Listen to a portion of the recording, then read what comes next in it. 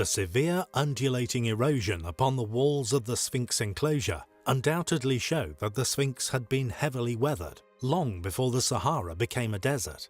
Therefore, one must suspect that it could indeed be over 9,000 years old. Not knowing exactly how much rainfall there's been in the distant past, the Sphinx could indeed be far older than this.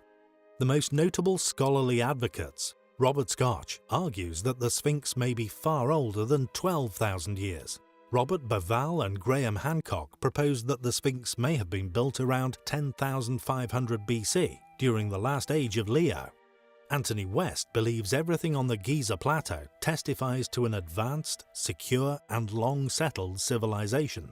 Therefore, he suggests that the Sphinx may have been built not during the age of Leo, but a whole precessional cycle earlier, in around 36,000 BC, a date he feels is more in keeping with the history of Egypt as chronicled by certain Egypt kings. Regardless of an exact date, all of these talented Egyptologists propose a date set much further back within history than currently accepted, and they have provided considerable evidence to back up such conclusions.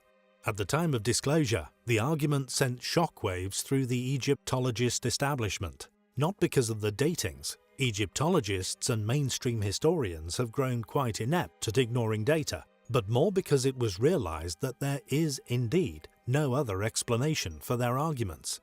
There is little doubt that the Sphinx enclosure was subject to severe erosion within its lifetime, and although it could have been explained away as a naturally formed enclosure, we fortunately know from analysis that the limestone blocks dug out from there were then used within the building of nearby Sphinx Temple. Interestingly, no other site in Egypt shows the same type or degree of erosion. Was the evidence hidden away, concealed from the public in what could only be called a conspiracy? Sediment surrounding the base of the monuments and a once existing watermark upon the stones halfway up the Great Pyramid's sides indicate just that.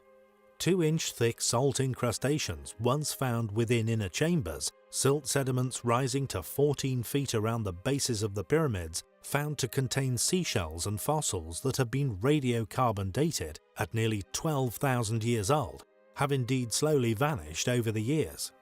These sediments could only have been deposited in such great quantities by major sea flooding. A watermark was also once clearly visible on the limestone casing stones of the Great Pyramid. These stones were unfortunately unknowingly removed by invading Arabs. These watermarks were halfway up the sides of the pyramid, or about 400 feet above the present level of the Nile River, 200 feet above the base.